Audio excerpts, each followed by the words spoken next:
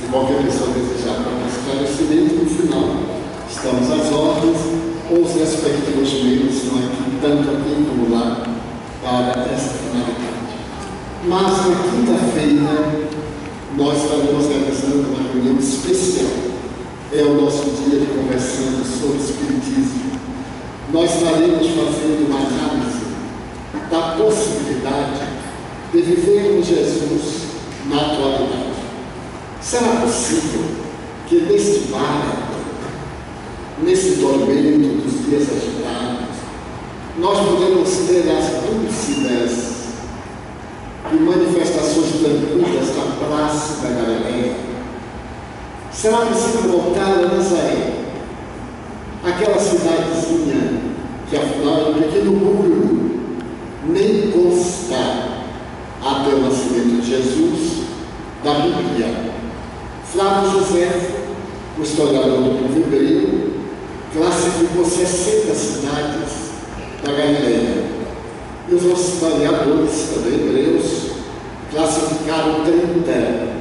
Mas Nazaré era um número tão irrelevante que não consta numa ou noutra relação. Porque a população é de aproximadamente, ao tempo do Cristo, de 250 pessoas a 400. Era uma cidade modesta, sem qualquer calçamento, de chão baixinho, e que ficava na encosta de um monte entre Tiberíades, ou Mar da Galileia, e a futura capital da região, chamada Séfaros, a 120 quilômetros de Jerusalém. Estudiosos, entre os anos de 1960 e 1965, fizeram escavações naquela região e constataram que a aldeia de Nazaré, encontrada uma placa com o nome de mármore, era já uma cidade de quase 2.000 anos. Porquanto encontraram vestígios de habitantes do período do ferro, do período da pedra lascada e principalmente do período em que Jesus viveu na terra. Então é um lugar muito modesto, invariavelmente os amanheceres eram e são muito ricos, porque fica a cidadezinha, o lugarejo, à encosta de um monte, de onde se pode ver o mar, a regular distância, o Monte Carmelo e a planície do Esdraelon, a região menos montanhosa da Galileia e da Judeia. Então, uma velha tradição diz que numa certa sexta-feira pela manhã, mais ou menos às 5 horas, um rapazinho de 12 anos levanta-se, como de hábito, da sua casa modesta. Era uma casa em 3 vãos. A maioria dos objetos é colocada ao chão. A parte superior é coberta de trissa, de ramos, com barro, como nós fazemos aqui, principalmente na área das invasões, esse trabalho de pau a pique. E então, naquela região, o rapazinho levanta-se e vai até o momento mais alto para contemplar a paisagem. Ele detém-se olhando o nascer do sol. O inverno havia terminado faz pouco, e ainda um pouco de névoa pairava, dificultando a claridade solar. Mais ou menos às 7 horas, quando soa a primeira trombeta para anunciar as orações, ele volta para casa para poder ajudar a sua mãe, como era hábito. Ali ela está na azáfama, já esteve no poço, retirou água, está moendo tanto para o lanche, e ele ajuda nos empreendimentos domésticos. Essa personagem é Yeshua, é Jesus, o menino de Nazaré. Mas é comovedor que logo mais, quando ele completa 12 anos, conforme as leis hebraicas da época, ele é considerado adulto. E agora vai trabalhar com seu pai na carpintaria, mas marcenaria. Está sendo construída bem próxima à cidade de Céfaras. É uma construção de Herodes Antipas, o governante da região. Essa cidade irá substituir a velha capital tiberias, que também foi erguida pelo pai de Herodes, Herodes o Grande, em homenagem a Tibério César, o imperador de Roma. E esse menino vai trabalhar com seu pai na construção dessa cidade.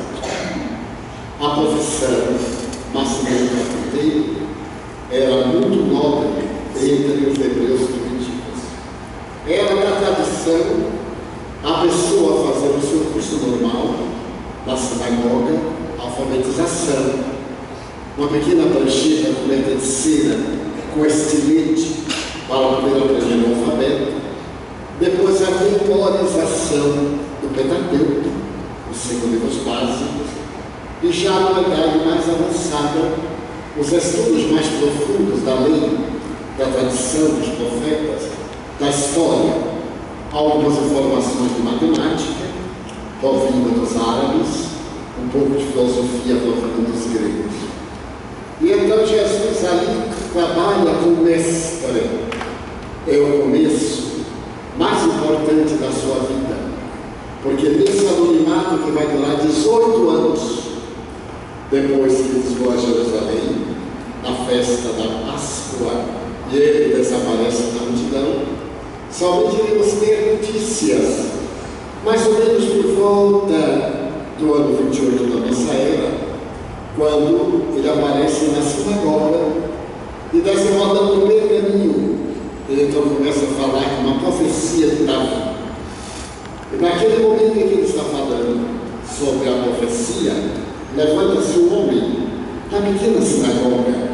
Deveria ser um espaço para umas 50, 60 pessoas, se não. E esse homem grita: Jesus de Nazaré, eu sei quem tu és. Ao que ele repreende aquele perturbador, dizendo: cala-te, porque ainda vai chegar o momento. Ele ainda não devia se desvelar, deveria manter-se no anonimato até o instante em que a mentalidade estivesse amadurecida para a apresentação da boa nova.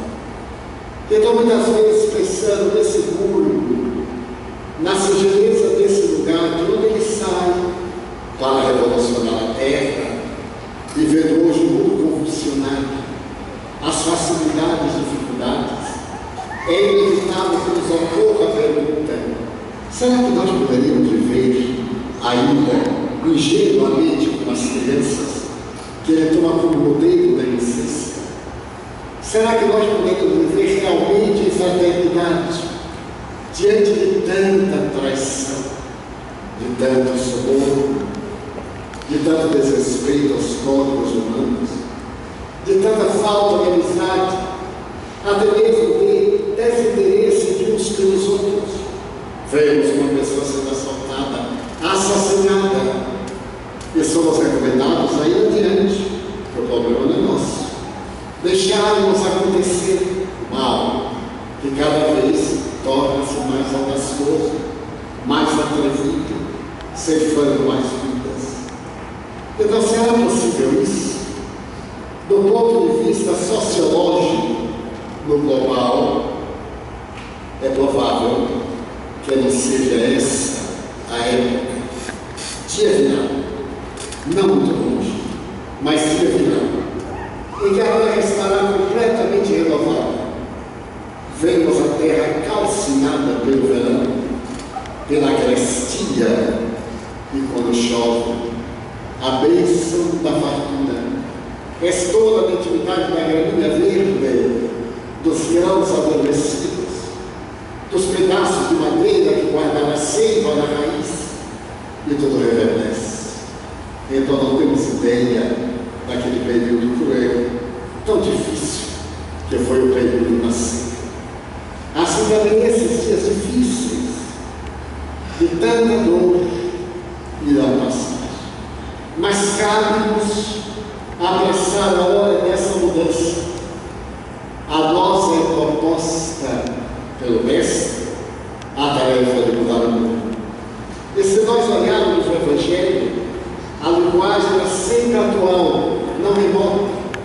estão próximos os dias do Senhor. Eis que estão chegadas as horas. Preparai-vos para o reino dos céus. Resguardai-vos para que não seja tarde. Tende o vosso azeite para quando chegar os noivos. Desejo na parábola das virgens loucas e das virgens saudáveis. Ainda hoje a mensagem é de atualidade, não é para amanhã, porque não será a mensagem para uma inovação de fora, de aparência, de mudança nossa exterior. É a grande mensagem para a nossa autopacificação. O grande esforço para nós vivermos em paz, para não deixarmos que a maldade dos maus torne-nos igualmente maus, para superarmos as imposições da avareza, essas exigências da corrupção, para termos cuidado e não mergulhar no mesmo lamaçal que vemos a grande maioria asfixiando-se, e nos perguntamos até quando resistiremos, porque parece que tudo conspira contra os nossos propósitos. Eu estava psicografando hoje parte de um livro que relata a dificuldade de uma instituição cristã em uma cidade famosa do nosso país, e é um bairro muito distinto do ponto de vista socioeconômico. É um bairro muito rico, famoso pelas suas características de poder, de prazer, de gozo, de permissividade. E aquela instituição, como sendo um santuário do Chamascal, não deixou de atrair a dor, não somente a dor disfarçada do make-up, a dor disfarçada sob tecidos de alto preço, grifes famosas, mas aquela dor íntima, que corrói, que amargura, que obriga a pessoa a ter uma nudez, a apresentar um estado de júbilos, de mergulhar no álcool antes de dormir, na droga, na depressão, no desespero que avassava. E o trabalho do bem foi crescendo. E além daqueles marcados pelo poder e ao mesmo tempo felizes, foram aparecendo os filhos do Calvário, o mendigo de rua, o sem teto, o erro contumaz, uma pessoa perturbada. E a caridade estendeu as mãos através das pessoas que trabalham naquele santuário, também de recursos muito grandes, e que resolveram doar-se, repartir os recursos, e naturalmente foi aumentando o número de necessitados, de enfermos, de pessoas mal vestidas e mal cheirosas. E que houve? O bairro reuniu-se, fez um plebiscito para expulsar aquela instituição dali, porque ela estava desvalorizando o bairro, atraindo pessoas de aparência miserável. Naturalmente, os preços dos apartamentos sofriam até a alteração. E oportunamente o Espírito fala como nós somos paradoxais. A prostituição de luxo, a drogadição nas festas de todas as noites, a indignidade que acumula moedas, e esse faz parte do status, do aplauso, torna o bairro elegante, pelas aparências, pelos disfarces. A caridade gentil ressalva vidas, misericordiosa, humilha e vergonha, degrada, e deve ser expulsa. Eu me recordo de uma velha fábula atribuída a Malba Ternan, o emérito matemático brasileiro Júlio César de Melo Souza. Ele conta que o sultão vivia sultão Al-Rashid. E o seu palácio era o local de festas do velho deserto da Arábia, em um local privilegiado pela natureza. E as festas seguiam-se internas. Mas ele era cercado pela bajulação, pelas pessoas que se aproveitavam da situação, pela fantasia, pela mentira. E certo dia, a verdade resolveu entrar na casa palaciana, porque Al-Rashid era um egípcio nobre, de bons princípios, a corte era declarada, e ele, na sua ingenuidade, não se dava conta. Em pleno Ramadã, o mês sagrado, em uma noite de luar, repentinamente, para uma carruagem à porta do palácio e salta uma bela mulher. A cabeleira deslatrada caindo sobre os ombros. Olha despida, aproxima-se do guarda e pede licença para entrar. E o guarda diz: senhora, nessa condição, que a senhora não?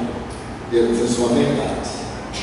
Eu necessito entrar para divertir o nosso sultão.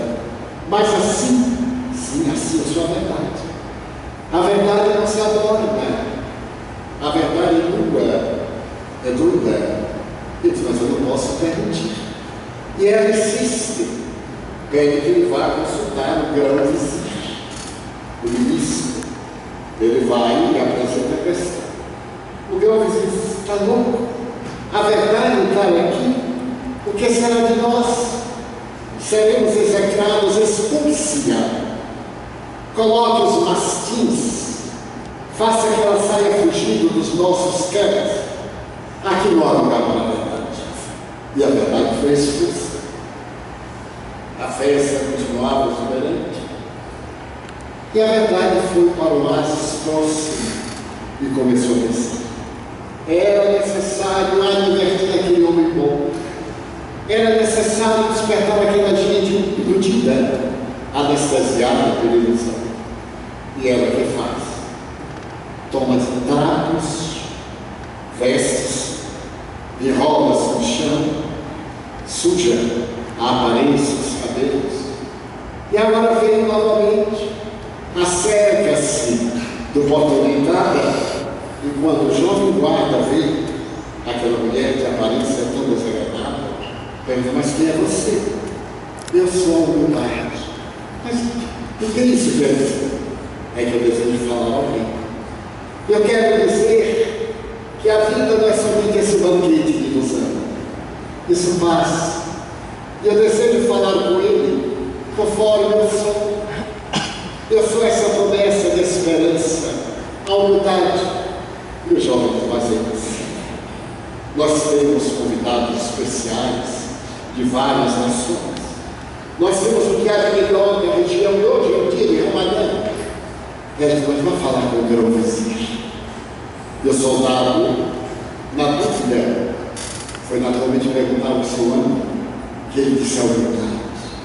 Em nossa casa, a humildade é uma vergonha. Expulse essa louca da nossa porta. Como é que vai se atrever a apresentar-se ao nosso Al-Rashid, na miséria, na degradação, na pobreza das suas festas? Expulse-a sem compaixão. E ele volta e expulsa. Então a humildade volta ao oásis, começa a pensar: o que fazer? Ela deveria chegar no palácio. Então ela teve uma ideia. Ela se uniu da fantasia, a fantasia que disfarça, que dá uma beleza por fora, mas a realidade interna.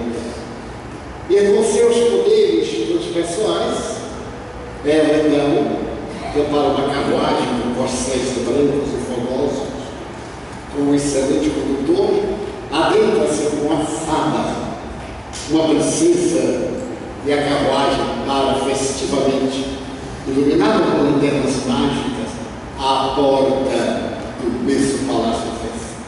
E E ela salta. Salta deslumbrante. O guarda abre desprezoradamente os olhos e pergunta: quem é você? Eu sou a fantasia. Eu sou a fábula. Eu desejo falar a alguém. Falar ao nosso grande governante. Ele corre e avisa ao grão vizir, que por sua vez avisa a Harun al-Rashid, que faz parar o baile, senta-se no trono e todos convidados de redor, quando se abrem as portas triunfais do grande salão de festa e adentra-se a fantasia. Todos desnudam-se, jamais haviam visto beleza igual. As luzes resplandecentes, o tecido que flutuava, aquela pequena estrela que trazia na ponta do aço, como símbolo de poder e de majestade. Então ela se aproxima do rei, que emocionado se levanta para saudá-la e para espanto geral. No momento em que ela vai estender a mão, rasga a veste alto abaixo, deixa cair tudo e diz: Senhor, para que eu, a verdade, pudesse entrar em vosso castelo, tive que vestir de fantasia, para mostrar que todos esses servidores roubam, furtam, cometem crimes, arbitrariedades, mais a fantasia, é a malícia. E a partir daquele momento, a verdade para chegar ao mundo sempre está sob disfarce. E foi por essa razão que Jesus não lhe ocultou através de parábolas, Buda através de comas, e todos aqueles que alargaram os horizontes do pensamento para o bem apresentaram narrativas, fábulas, contos, lendas, para poder a verdade chegar até nós, porque nós não desejamos a verdade. Queremos a fantasia, o encontro. Sabemos que é mentira, mas nos faz bem. Jesus veio exatamente para nos apresentar a verdade que nós somos criaturas de vida física transitória.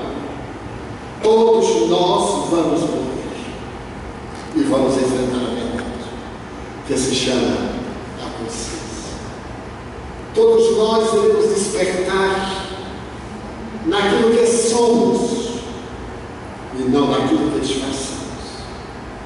Daí o despertar da consciência, mesmo em psicologia, tem um significado profundo, porque nem todos aguentam suportar o peso das várias